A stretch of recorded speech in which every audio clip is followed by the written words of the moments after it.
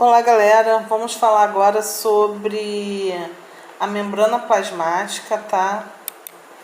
E a membrana plasmática, ela envolve toda a célula. Então ela é essa estrutura aqui que vai envolver toda a célula.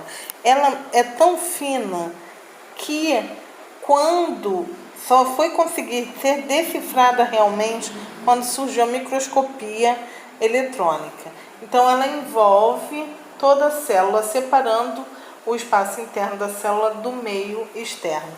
Ela vai permitir a troca de substâncias entre o meio intracelular e o meio onde essa célula está inserida. Então, a troca entre o meio onde ela está inserida, que é o meio extracelular, e o meio intracelular.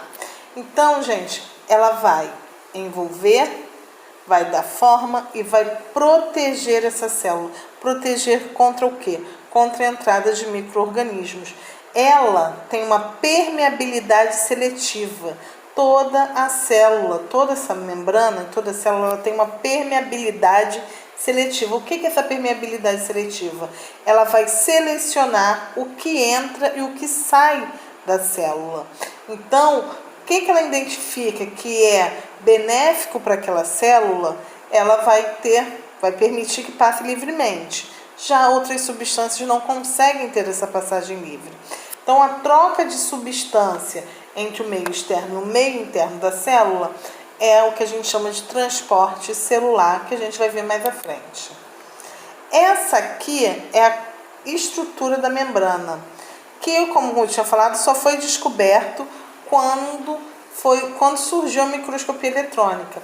Esse é o modelo mais aceito e ele foi o modelo proposto por Singer e Nicholson, que são dois cientistas, e diz que a membrana ela é formada por uma bicamada, tem uma camada dupla, formada por fosfolipídios e por proteínas que são integradas a essa membrana. Então, a gente tem os lipídios e a gente tem as proteínas. Voltando lá, esse modelo é chamado de modelo mosaico fluido, tá bom, gente?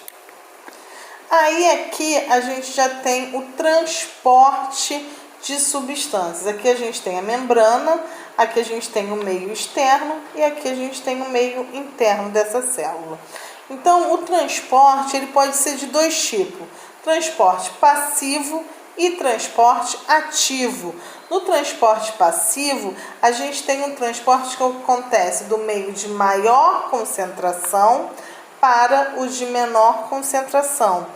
E não há gasto de energia por parte da célula. A célula não gasta energia. O que é essa energia? Não gasta ATP.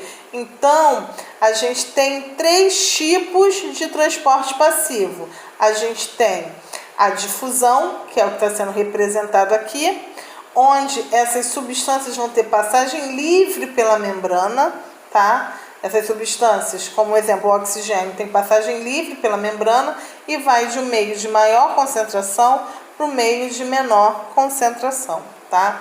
E aqui a gente tem um outro exemplo de difusão. Aqui eu tenho o meio mais concentrado e aqui eu tenho o meio menos concentrado. Então, essa substância, que é, no caso, um soluto, ele vai passar por essa membrana livremente até elas entrarem em equilíbrio, tá legal? Então, aqui mais exemplos de difusão. Sempre de onde tem mais para onde tem menos, o que caracteriza o transporte passivo sem haver gasto de energia por parte da célula. Aqui a gente já tem um exemplo da difusão facilitada. Por que esse nome facilitada? Porque ela vai ser facilitada por uma proteína. Essa proteína é chamada de proteína carreadora. Ela vai facilitar o transporte dessas substâncias. Não tem passagem livre pela membrana, elas são partículas um pouco maiores. E essa proteína, ela vai capturar essa substância, vai passar pelo interior dessa proteína e vai liberar, como a gente está vendo aqui, no interior da célula. Aqui a gente tem um espaço extracelular com maior concentração. Aqui a gente tem a proteína carreadora, tá? E aí o que a gente tem? Ela vai se ligar a essa substância, essa substância vai passar por ela e ela vai liberar essa substância no interior da célula. Então, essa proteína, daí o nome facilitada, ela está facilitando o transporte dessa substância que não tinha passagem livre pela membrana. Aqui a gente tem mais um exemplo dessa difusão facilitada. A proteína carreadora, a substância passando por ela e sendo liberada no meio intracelular, tá? Aqui a gente chega na parte da osmose. Até então a gente tinha visto a substância sendo transportada. A gente tinha o soluto. A gente tem que ter um cuidado na osmose justamente por isso. O que é transportado na osmose é o solvente. Lembra que eu expliquei para vocês? Solvente e soluto. Soluto se dissolve, solvente é o que vai dissolver aquele soluto. Um exemplo de solvente, que é o solvente universal, a água. Então aqui, essa figura foi um pouco clara, mas acho que dá para visualizar bem. A gente tem esse meio mais concentrado. O que é o meio mais concentrado? É o meio que tem maior quantidade de soluto. E se ele tem mais soluto, ele vai precisar de mais o quê? Água. Então a água vai daqui para cá. Ela vai do meio, que a gente chama de um meio hipotônico. Por que hipotônico? Porque tem menos quantidade de soluto. E vai para o meio hipertônico, meio com maior quantidade de soluto. Então, vai de um meio hipo para o meio hiper. Então, o que vai ser transportado no caso da osmose é o solvente. Então, se aqui eu tenho pouco soluto, eu tenho muito solvente para pouco soluto. Então, eu vou transportar esse solvente para cá. E aí, ó, a gente vê aqui a quantidade de solvente aumentando desse lado. Nesse caso da osmose, a membrana ela é semipermeável. Por que semipermeável? Porque ela vai ser permeável apenas ao solvente. A única coisa que vai conseguir transpassar por essa membrana vai ser o solvente. Então, tomem cuidado com isso.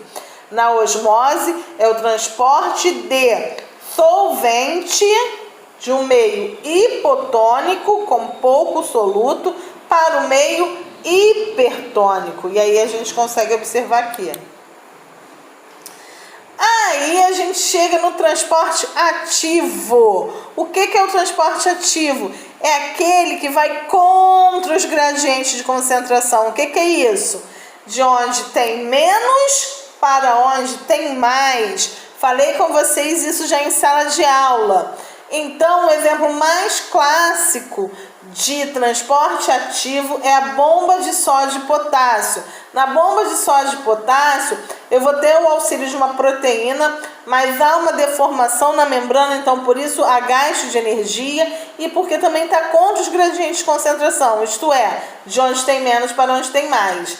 Então, essa proteína ela vai transportar o potássio, que já é maior quantidade no interior da célula, ele vai pegar o que ele é menor no meio externo. Então, eu tenho mais potássio no interior, mas mesmo assim eu vou pegar do meio externo e vou jogar mais potássio para o interior. E o sódio eu vou continuar botando para fora, mesmo ele sendo maior no meio externo da célula. Mesmo assim, o excesso de sódio faz mal à célula, então ela elimina esse sódio e absorve o potássio. Então ela age ao mesmo tempo que ela absorve o potássio, ela libera o sódio. Daí o nome bomba de sódio e potássio, tá bom? Então ela vai absorver o potássio de fora para dentro. Do lado de fora tinha menos, do lado de dentro tem mais, mas ela vai de onde tem menos para onde tem mais. Essa é uma característica do transporte ativo, tá bom? Então, nesse caso, a célula vai gastar energia. Galera, só para relembrar isso, então, na próxima aula a gente já entra com matéria nova. E ainda, acho que ainda amanhã eu libero o vídeo para vocês, tá? Sobre transporte ativo. E eu vou começar a falar com vocês sobre exocitose e endocitose. Então, gente, até amanhã e vai ter mais videozinho amanhã, tá? Beijo, fiquem na paz.